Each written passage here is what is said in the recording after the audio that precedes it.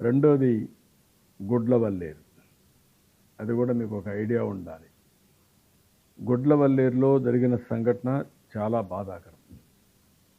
ఏ విధంగా జరిగింది నేను డెప్త్కి వెళ్ళడం లేదు.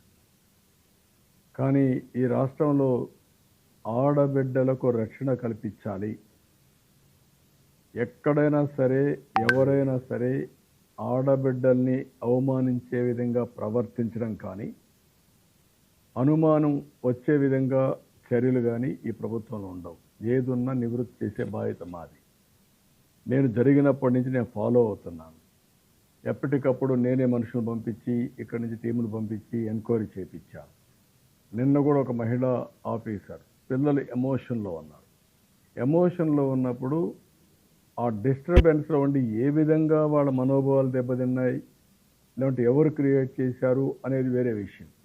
ఎమోషనల్ డిస్టర్బెన్స్ ఉన్నప్పుడు మనం కూడా వాళ్ళని కాన్ఫిడెన్స్ తీసుకొని జరిగితే వాళ్ళని నిర్మోహమాటంగా యాక్ట్ చేయడం, జరగకపోతే మనం వాస్తవాలు చెప్పడం.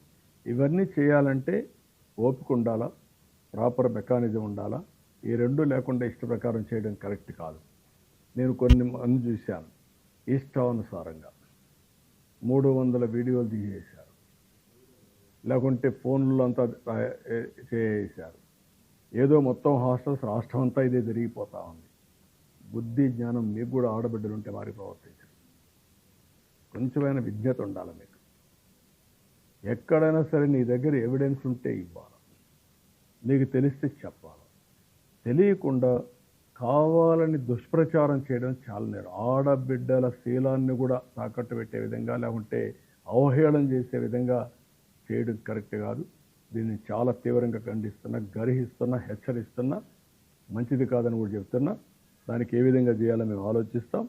కానీ ఇన్సిడెంట్ కాడకు వచ్చినప్పుడు మాత్రం నేను ఎవ్వరితో కాంప్రమైజ్ కాం. ఢిల్లీలో కూడా మేము మాట్లాడాం. CERT ఉంది, కంప్యూటర్ ఇంజనీరింగ్ రెస్పాన్స్ టీమ్. CERTతో మాట్లాడి అక్కడ senior scientist one mister Sharma SS, ఇంకొక విద్యాసాగర్ సైంటిస్ట్, అదే మాదిరిగా Surendra Varma another scientist, Ravichandra another scientist.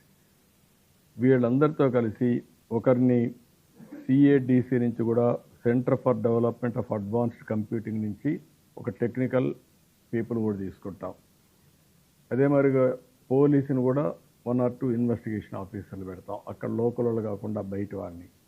వీళ్ళందరూ వెళ్ళి అక్కడ ఏం జరిగిందో మొత్తం తీసుకొని వాళ్ళ దగ్గర ఉండే ఎక్విప్మెంట్ కూడా తీసుకొని డౌట్ ఉండే వాళ్ళందరి సెల్ ఫోన్లు కానీ వాళ్ళ యొక్క ఐప్యాడ్లు కానీ అవన్నీ తీసుకుంటాం, కంప్యూటర్లు తీసుకుంటాం. మొత్తం అనలైజ్ చేసి వాస్తవాలు ఉంటే ఎవడు ఇన్వాల్వ్ అయినా వదిలిపెట్టాం, వాస్తవాలను బయట చేసుకొస్తాం. దీన్ని అనవసరంగా క్యాంపెయిన్ చేయడం, దుష్ప్రచారం చేయడం మానుకొని ఎవరి దగ్గర ఎవిడెన్స్ ఉన్నా ఆ ఎవిడెన్స్ పంపేయండి. వాళ్ళ మీద ఎంత కఠినంగా యాక్ట్ చేస్తామో తర్వాత మీరు చూడండి.